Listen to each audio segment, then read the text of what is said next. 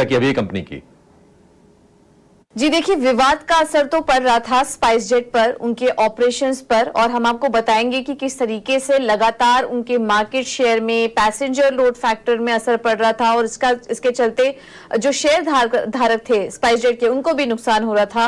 Stock price में भी भारी गिरावट हमने देखी थी। पहले तो आपको कंपनी के कर्ज के हालात बता देते हैं कि वो कितने कंसर्निंग थे, और जिसके चलते हम देख रहे हैं कि स्पाइसजेट उसके कारण ठीक से अपने ऑपरेशंस भी नहीं कर पा रही थी। अगर कर्ज पर नजर डालें स्पाइसजेट के, तो लगातार यहां पर बढ़त है। FY20 में करीब 1090 करोड़ के आसपास का कर्ज था कंपनी के ऊपर, जो धीरे धीरे बढ़ता गया। वित्त वर्ष 2022 में 8330 करोड़ हो गया, और FY23 में जो लेटेस्ट नंबर्स आए हैं, अगस्त में ही कंपनी ने अपने नतीजे घोषित किए, उसमें 7348 करोड़ का कर्ज कंपनी के ऊपर है। तो भारी भरकम कर्ज है कंपनी के ऊपर, जिसके चलते हम देख सकते हैं कि कंपनी के ऑपरेशंस में भी असर पड़ रहा था। अब अगर कंपनी के मार्केट शेयर पर नजर डालें तो लगातार यहाँ पर गिरावट देखने को मिल रही थी। पिछले 4 महीने का ट्रेंड हम लेकर आए आपके सामने 2023 का।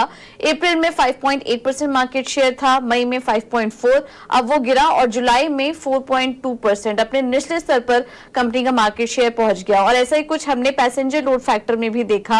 अप्रैल में 92.2% था, और अब वो नीचे गिरकर जुलाई में 88% के पास पहुंच चुका है। तो यहाँ पर भी काफी ज्यादा दिक्कतें हुई, और ये आंकड़े से हम एक अंदाजा लगा सकते हैं कि कंपनी को अपने ऑपरेशंस को करने में भी कितनी दिक्कतें आ रही होंगी।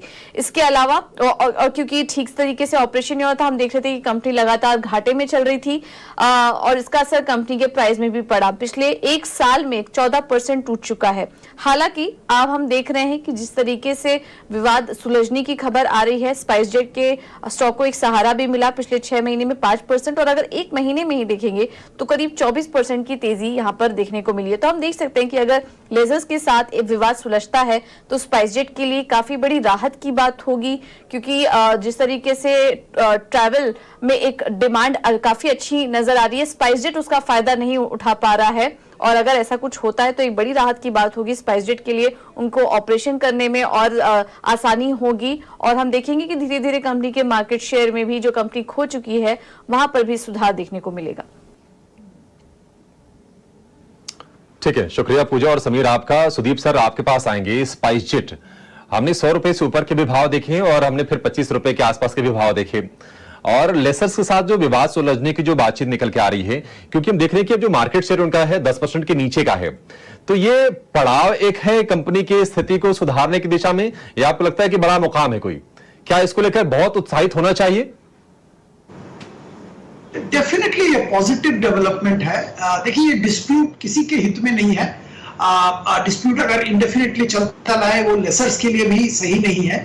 तो अगर डिस्प्यूट जल्द से जल्द किसी तरह से रिजॉल्व हो जाए तो लेसर्स के लिए भी अच्छा है, और कंपनी के लिए तो जरूर अच्छा है। जैसे अभी आपके सहयोगी दिखा रहे थे, कंपनी का परफॉर्मेंस में बहुत बड़ा असर आ रहा था इस डिस्प्यूट का, और मार्केट शेयर में जबरदस्त गिरावट हो रहा था इनका, डेट लेवल्स बढ़ रहे थे। तो अगर ये कुछ नॉन कैश वे में ये प्रॉब्लम सॉल्व हो जाता है तो कंपनी के लिए बहुत अच्छा है, जो कि जिसका ऐलान किया जा रहा है शायद। और अगर ऐसा होता है तो स्पाइसजेट के लिए एक विन विन, और लेसर्स के लिए भी एक विन विन फॉर्मूला सामने निकल के आ सकता है, ताकि कंपनी अपने ऑपरेशंस पे फोकस करे। यहाँ पे एक चीज मैं बताना जरूर चाहूंगा निवेशकों के लिए, क्योंकि ये तो कंपनी की बात हो गई है, कंपनी के ऑपरेशंस की बात हो गई है, पर as a share market investor आप थोड़ा सतर्क रहिए, क्योंकि बहुत प्राइस थोड़ा ऊपर चला गया है, बहुत जबरदस्त अपवर्ड मूवमेंट देखने को मिला है, आज भी देखने को मिला है। थोड़ा सोच समझ के काउंटर वॉच करके फिर हिस्सेदारी खरीदिए, जल्दबाजी करके काउंटर में एंट्री मत लीजिए। अभी भी बहुत सारी दिक्कतें हैं, और क्योंकि ग्लोबल क्रूड ऑयल प्राइसेस बढ़ रहे हैं, ETF प्राइसेस भी बढ़ जाएंगे शायद आने वाले दिनों में, और इससे प्रॉफिटेबिलिटी पे वापस दबाव आएगा एंटायर एयरलाइन इंडस्ट्री का। तो इस माहौल में थोड़ा सोच समझ के हिस्सेदारी खरीदना चाहिए।